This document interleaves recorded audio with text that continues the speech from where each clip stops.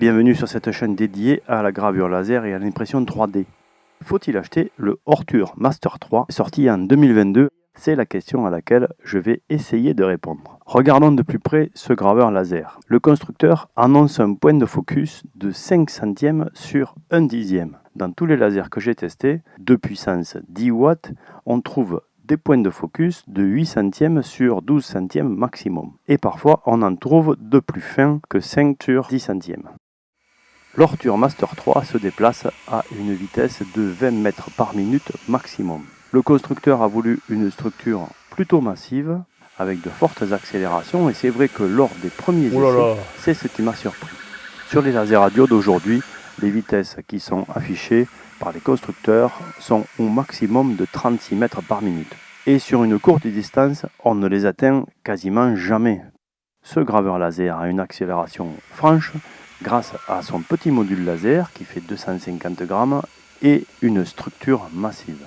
On a la possibilité d'aller vraiment au maximum à 20 mètres par minute. Enfin, si le matériau le permet, parce qu'on est sur un 10 watts et certains matériaux nécessitent des vitesses plus réduites pour pouvoir graver. Pour ce qui est de la découpe, les valeurs affichées sur le site sont alléchantes, mais ce qui n'est pas dit, c'est que les bois qui sont coupés en une seule passe sont des bois très légers, des bois type balsa.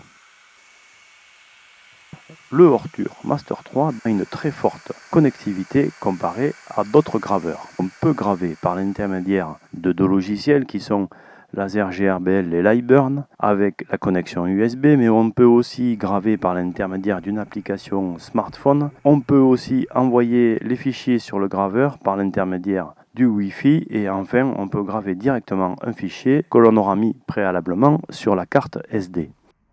Côté sécurité d'utilisation, il y a 7 sécurités.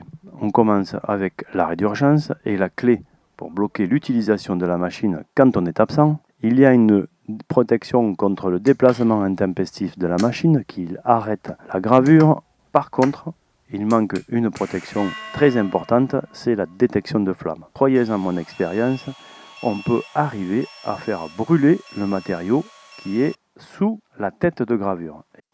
D'où le rappel qu'il faut toujours être à côté du graveur laser quand on l'utilise. Maintenant, côté construction, c'est le graveur 10 watts à avoir une structure aussi solide et une aussi grande vitesse de déplacement. Le montage du châssis ainsi que le montage du graveur dans son ensemble sont relativement simples. Tous les outillages sont fournis avec un mode opératoire détaillé. Il y a une multitude d'accessoires, des pieds qui permettent de le rehausser, une extension de surface de travail, la possibilité de remplacer complètement la tête de gravure si jamais elle est défaillante. Attention, elle coûte au passage presque la moitié de la valeur du graveur laser. On peut acheter aussi un nid d'abeille pour faire du découpage propre, une enceinte de confinement pour aspirer les fumées de gravure et un outil rotatif qui est facilement connectable grâce à une prise dédiée et un interrupteur pour switcher l'axe Y et l'outil rotatif. Côté encombrement, il est beaucoup plus bas que la plupart de ses concurrents. Le module laser est prévu pour fonctionner 10 000 heures et le graveur laser par lui-même est garanti 12 mois. On peut trouver des graveurs moins chers que celui-ci, puisque celui-ci, au moment où je tourne cette vidéo, est à presque 700 €, frais de port inclus.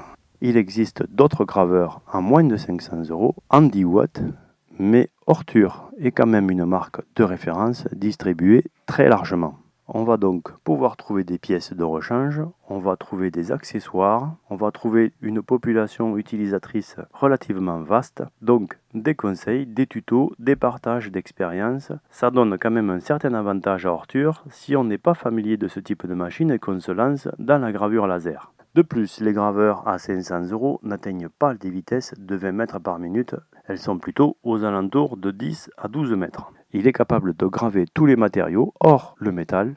Le seul métal qu'il est capable de graver, c'est l'inox A2. Mais il n'est pas le seul, un graveur 10 watts en infrarouge ne peut pas graver du métal. Le Ortur Master 3 10 watts peut donc permettre de débuter et d'évoluer dans la gravure ou la découpe laser sans changer de graveur parce qu'il a une large palette d'utilisation et un fort potentiel d'évolution. En 2023, ce graveur 10 watts fait donc toujours référence pour la gravure, débutant ou confirmé. Si cette vidéo vous a plu et que vous en voulez d'autres, il est très important que vous vous abonniez et que vous cliquiez sur la notification. Bien entendu, pensez aussi à mettre un pouce levé si vous avez appris quelque chose. Et n'hésitez pas à me poser des questions ou à laisser des commentaires, j'y répondrai volontiers. Je vous dis à très bientôt pour un prochain épisode de gravure laser ou d'impression 3D.